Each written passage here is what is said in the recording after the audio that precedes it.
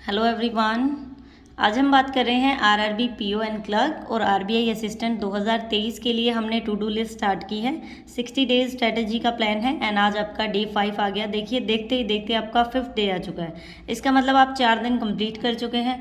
बहुत ज़्यादा हेल्पफुल रहेगी ये टू डू लिस्ट आपके लिए, क्योंकि मुझे इससे बहुत ज़्यादा बेनिफिट हुआ है। इस तरह से टू डू लिस्ट को फॉलो करके आप भी एग्ज़ाम क्रैक कर सकते हैं 2023 के अंदर। बस आपको प्रिपरेशन अपनी लगातार करते रहना है। आज हम बात करें तो देखिए आज है संडे। तो संडे के दिन मैक्सिमम लोगों की आपकी छुट्टी होगी, जो भी जॉब कर रहे हैं या फिर मान लीजिए कि घर पे रहते हैं या कुछ भी करते हैं। तो संडे को आप या फिर कोई कोचिंग ज्वाइन कर रखी है आपने या फिर आप कॉलेज में पढ़ते हैं तो आज आपका ऑफ रहेगा संडे का। तो संडे को लोगों को मैनेज करने का संडे को अलग अलग तरीका होता है। कुछ लोगों का ये मानना है कि संडे का दिन आज मुझे मिला है तो आज मैं बहुत कुछ पढ़ सकता हूँ। आज आपको काफ़ी कुछ पढ़ने की कोशिश करनी है। मेरा ये रहता था कि अगर किसी दिन छुट्टी मिल रही है या फिर कुछ और है आपको अगर मिल रहा है तो आप उसको ज़्यादा से ज़्यादा यूटिलाइज़ कर सकते हैं। लेकिन कुछ अलग तरह के भी स्टूडेंट्स होते हैं। किसी को ये लगता है कि आज संडे मिला है तो मुझे पूरा दिन रेस्ट करना है, मैं थोड़ा बहुत पढ़ूंगा, ज़्यादा नहीं पढ़ सकता। मैं जैसे 6 दिन लगातार पढ़ रहा हूँ तो मुझे 7th डे थोड़ा रेस्ट चाहिए, मैं थोड़ी चीज़ें कर सकता हूँ, ज़्यादा नहीं। तो अलग अलग तरह के लोग हैं। आप देखिए आप किस तरह से पढ़ना चाहते हैं। अगर आप अच्छे से पढ़ना चाहते हैं तो इस टाइम टेबल को फॉलो करिए। अदरवाइज जो आपने पहले पढ़ा है उसको थोड़ा सा रिवाइज कर लीजिए। आज फिर और कुछ मत करिए अगर आप नहीं करना चाह रहे। तो हम बात करते हैं, टाइम टेबल 2 तरह का है। मैं बता देती हूँ आपको पर्सनली, मैं नाइट टाइम टेबल फॉलो करती थी, लेकिन स्टूडेंट्स का ये है कि उनको दिन में फॉलो करना है। तो आपको दोनों तरह के टाइम टेबल अवेलेबल हैं। देखिए आपको 11 से 12:30 बजे जैसे हम डेली करते हैं आपको प्रैक्टिस करनी है। प्रैक्टिस क्या है, लास्ट डे आपने क्या किया था, 1 to 14 आपको टेबल आपके कंप्लीट हो गए थे डे 4 के अंदर। एंड उसके अलावा 1 to 14 आपकी क्यूब्स हो गई थी और 1 to 30 स्केयर्स हो गए थे। आज आपको इससे आगे नहीं जाना है, लेकिन इनकी प्रिपरेशन प्रैक्टिस करनी है। अब आप प्रैक्टिस कैसे कर सकते हैं इनकी, मैं आपको एक ऐप बताती हूँ। मैथ्स ट्रिक करके एक ऐप है, आप उसको डाउनलोड कर लीजिए। उस पर आपको क्यूब्स भी मिलेंगे, स्केयर्स भी मिलेंगे, टेबल भी मिलेंगे, आपको क्विज की फॉर्म में मिलेंगे। तो आप उस पर जब अटैम्प्ट करेंगे ना, जैसे मान लीजिए कि 12 का स्केयर कितना होता है, 10 का स्केयर कितना होता है, तो आप उस पर 100 लिखेंगे, देन ही आपका नेक्स्ट क्वेश्चन आएगा।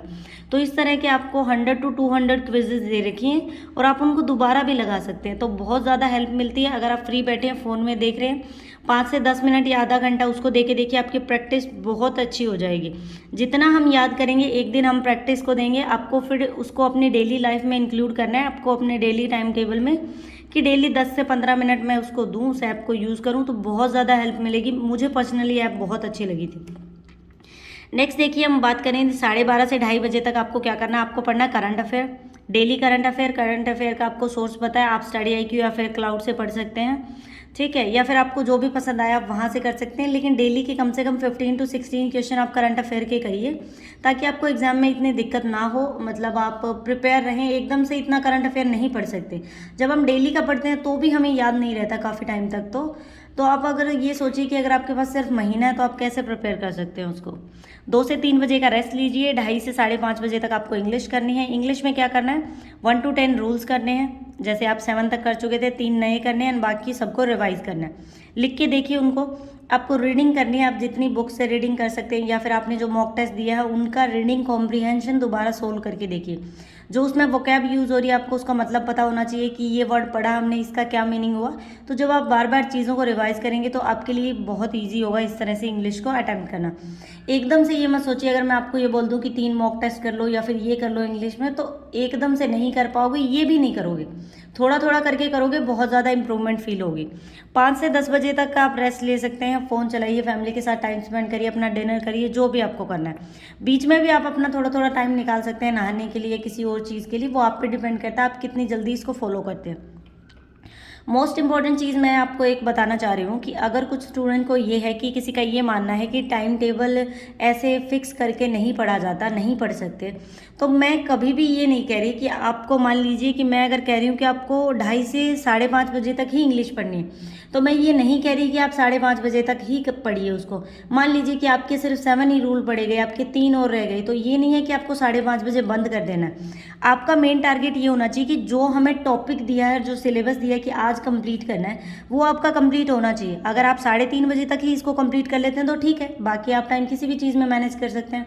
तो मैं भी इस हिसाब से टाइम टेबल, मतलब मेरा ये नहीं था कि मेरे जैसे फिक्स घंटे कि मुझे 1 घंटा ये मॉक फिर ये, ऐसा टाइम फिक्स नहीं था, लेकिन मेरा ये था कि मेरे को जैसे मान लीजिए कि खाना खा लिया या फिर दोपहर का टाइम है, तो मुझे इंग्लिश को तभी ख़त्म करना है जब मैं अपना ये मॉक अटैम्प्ट कर लूँगी, इतनी रीडिंग कर लूँगी, चाहे मुझे उसमें कितना ही टाइम लगे। तो वो आप अपने अकॉर्डिंग मैनेज कर सकते हैं। ये मत सोचिए कि अगर 3 घंटा है मेरा 3 घंटे में कंप्लीट नहीं हो रहा है, ऐसा कोई कंपल्शन नहीं है कि आपको 3 घंटे में ही करना है। उसके बाद 10:30 से 1:30 बजे तक आपको क्वांट्स पढ़ना है। क्वांट्स में इस बार क्या करना है, टाइम एंड वर्क स्टार्ट करते हैं। टाइम एंड वर्क बहुत इंपॉर्टेंट टॉपिक है, आप बाकियों के चक्कर में मत पड़िए कि पहले मिक्सचर एंड एलिगेशन कर लीजिए परसेंटेज। मैंने भी अपने लास्ट वीडियो के अंदर परसेंटेज को जस्ट इसीलिए इंक्लूड किया था कि काफ़ी स्टूडेंट्स के कमेंट आए थे कि सब परसेंटेज से स्टार्ट करें, आप क्यों नहीं कर रहे। मैंने नहीं किया था परसेंटेज से स्टार्ट, मैंने टाइम एंड वर्क से स्टार्ट किया था।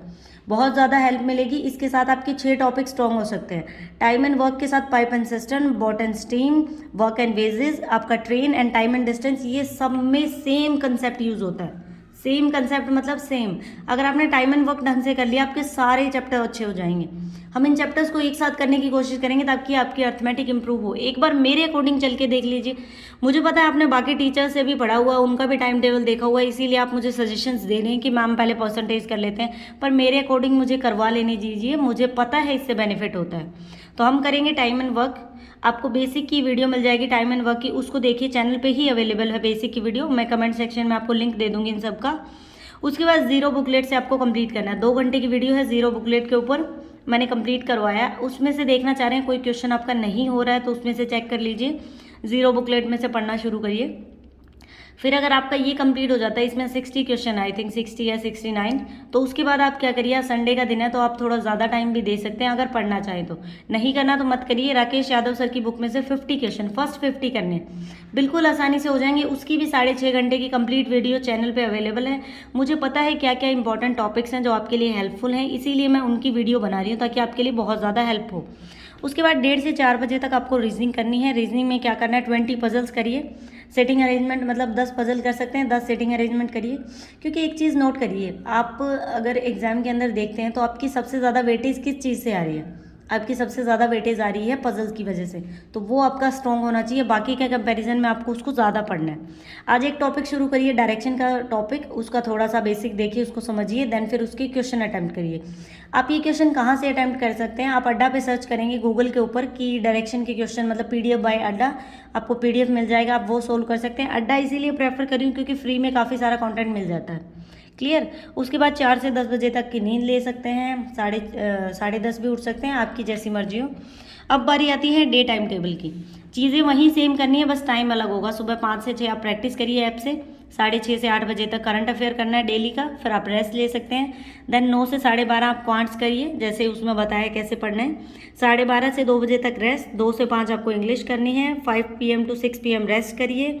6 से 9 बजे तक रीजनिंग करिए। 9 से 11 तक आप कुछ भी कर सकते हैं, फैमिली के साथ टाइम स्पेंड करिए, वीडियोज़ देखिए, जो भी करना है, जो आपका रह गया दिन में कंप्लीट नहीं हो पाया उसको कर सकते हैं आप।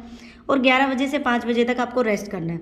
तो एक स्टूडेंट का जैसे ये भी डाउट था कि ma'am approximation, simplification, number series ये नहीं करना क्या, ये वैसे तो जब आप चेकलिस्ट को सोल्व करते हैं या फिर आप मॉक लगाते हैं उसमें भी आपका अटैम्प्ट हो जाता है, लेकिन एक बार आप प्रैक्टिस करें, जैसे स्क्वायर वगैरह याद करें, तो एक बार ये याद कर लीजिए, इसके बाद हम सिंप्लीफिकेशन या उस पर जा सकते हैं। अगर आपको करना है तो जैसे आपका बीच में फ्री टाइम होता है उसमें आप कर लीजिए 20 से 30 सिंप्लीफिकेशन कर लीजिए एंड 10 to 20 नंबर सीरीज़ कर लीजिए।